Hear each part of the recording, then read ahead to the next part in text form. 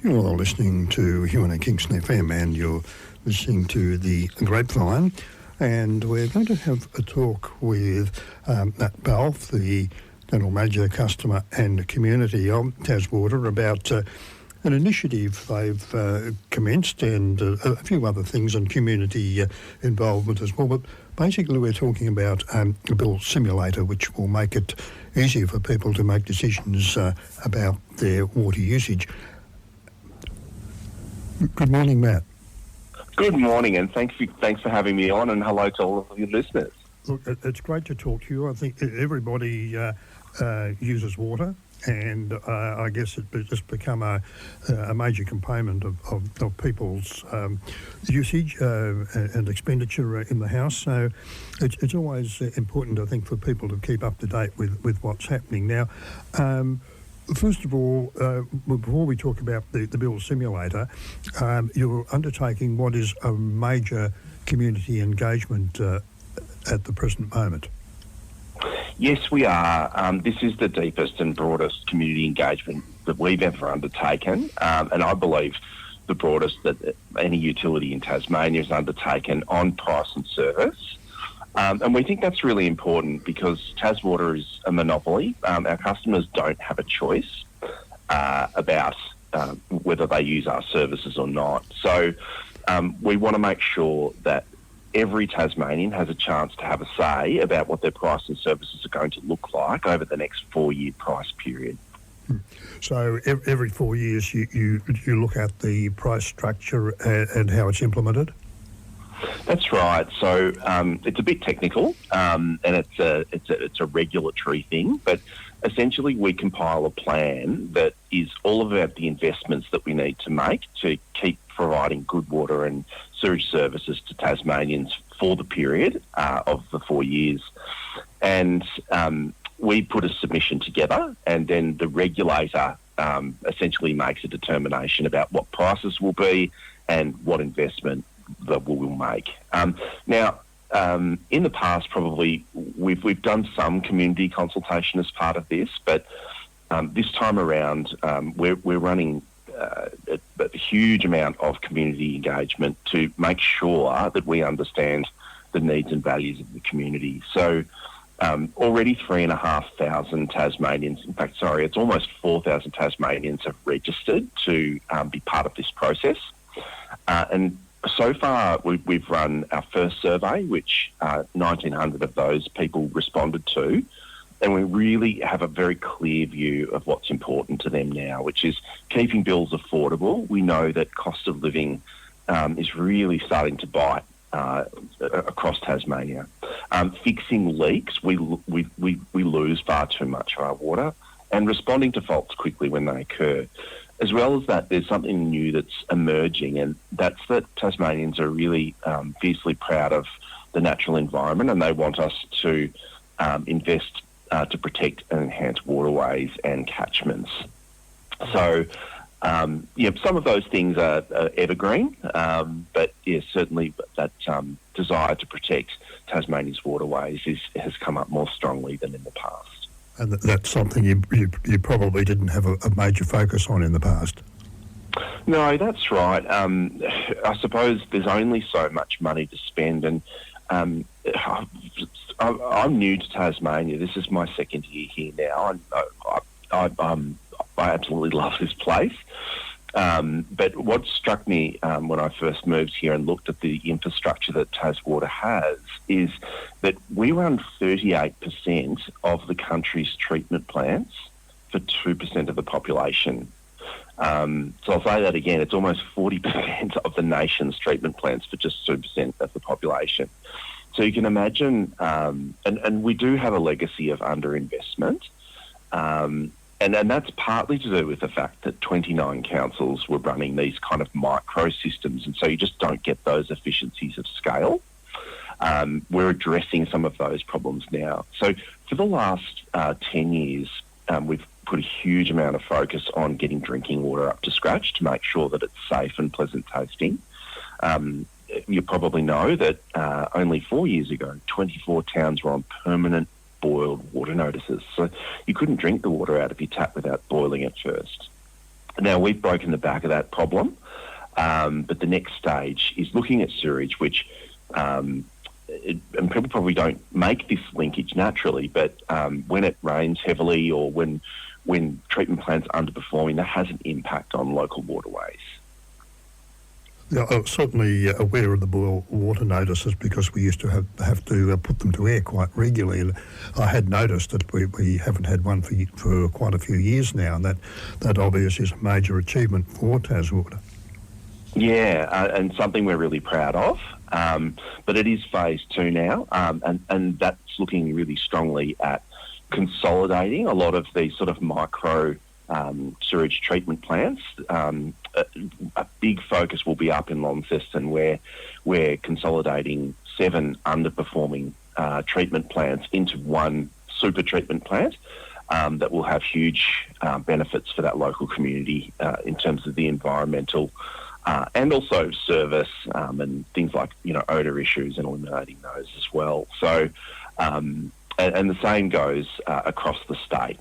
So that really is the next phase, and this submission and the investment that we believe we need to make, but we are testing with customers, will focus on that. Now, just looking at the water bill, it comprises 2 different components, fixed charges and variable charges. Correct. And this is, again, a really interesting thing that a lot of customers might not know. So the fixed charge in Tasmania is much larger than in other parts of the country, so at 84% of the total bill. So that means that only 16% of the bill customers have control over.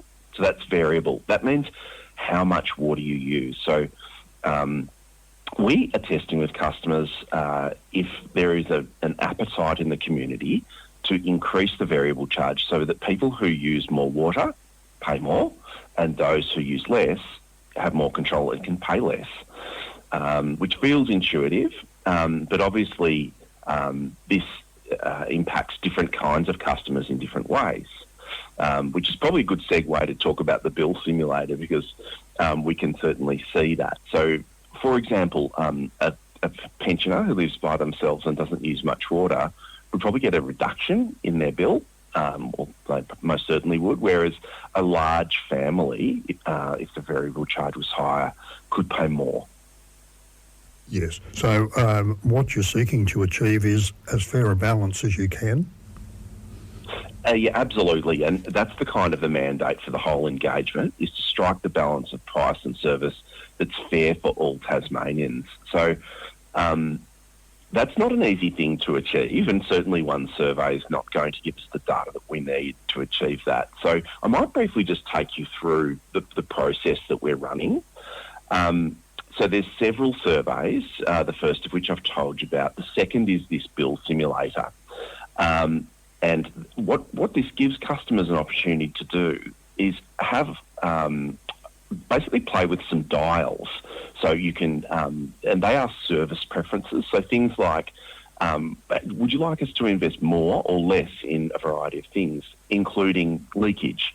Should we be spending more to stop leakage, or less, or maintain the status quo? The same goes with protecting waterways and various other service aspects. So by playing with the dials, not only can you see how that affects the average bill, but you can see how it affects the bills of different customer cohorts. So you could see, for example, how it would affect a pensioner's bill, or how it would affect a large household's bill.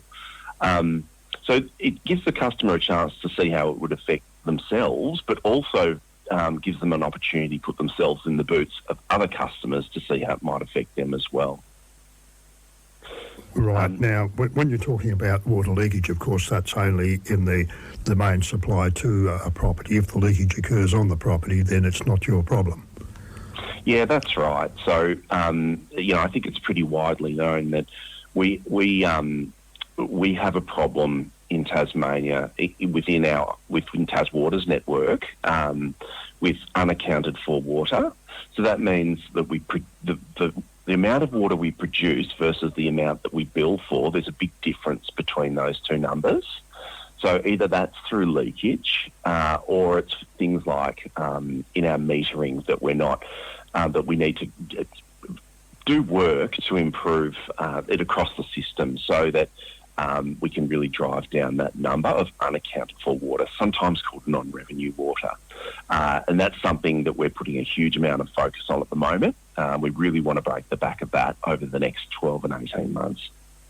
Could you just explain the process of the bill simulator? You've mentioned that people can get on and play with it, but how does that work? Sure. So I suppose customers literally click through into a survey, and they will be given some context about the challenges that we face in each of the service domains. So leaks and bursts is a good example. And so I suppose the current reality. They then have a dial, and there's, I think, 5 points on the dial, and you can either choose to pull down the level of investment/service on that dial, or you can pull it up, or you can keep it in the middle, which is the current level of spend. Now, what this does is on the right-hand side, you can see how that affects the bills of different customer cohorts. Again, so that would be things like a pensioner or a large family, for example. The next part of the survey is about people's desire to see either less or more in the variable charge versus the fixed. And this is more of a binary choice, which are questions of principle, which rather than more or less. So the data from this survey will then be fed into something that's quite unique, I think, in Tasmania, which is a deliberative panel. So we've invited thousands of Tasmanians to apply to be part of what's essentially like a jury. So 45 Tasmanians will gather over 5 days, like a jury would, to deliberate over all the information we've collected from all of the different surveys, all of our different engagements, and also some of our internal data around the plans that we could execute to start to improve service quality. At the end of those 5 days, the jury will give us recommendations about what they think we should be investing more on, less on, the outcomes that they believe that we should be delivering, and the price that they think is fair for all Tasmanians. Now, that will be the central part of our submission to the regulator. Now, we might not agree with everything that the jury gives back to us, but we'll have to explain very clearly and very transparently to the public if we disagree with any of those recommendations and why. So the recommendations are advisory, not binding? Correct. But to give you a real understanding of what people are feeling out in the community. Absolutely. And it's important to note that the 45 people who register who are selected for that will be representative both geographically and demographically of Tasmania. So, and we were using an independent organisation to run this process for us called Mosaic Labs, who have done this very successfully in other states and indeed internationally as well, so that it's as an objective process as possible. It certainly seems a great initiative for an authority such as yourselves to be taking such steps to make sure that you are getting the community view. Well, it's something that I'm really passionate about, and I think that it's a step change that TasWater needs to make to be a trusted provider, and also to meet the expectations of the community. Without knowing what those are, there's no way we can meet them. And as I say, we are a monopoly, so the burden of responsibility for us to understand what customers need, value and want is higher than if customers had a choice about which provider they used. Right, so if anyone wants further information, they just get on the website? Correct, yeah, absolutely. It's on our homepage, and anyone can click through to that survey and have their say. And it's kind of quite fun too to be able to play with those dials, to understand a bit more about what it takes to take the Tasmanian water and sewage services to where it needs to be in the future, and to be able to see how that translates through bills. Really great to talk to you on a very, very interesting subject, and I'm sure one that will exercise the minds of many of our listeners, because it's such an important commodity, water. It really is. Thank you so much for having me on. And I do encourage all of your listeners to jump on and have a say. It's important that we hear from as many people as possible. And maybe when we're a bit further down the track and know which direction we're going, we can have another chat to you. I'd love to come back and have a chat. Really appreciate your time. Thank you. Catch up. Okay, bye.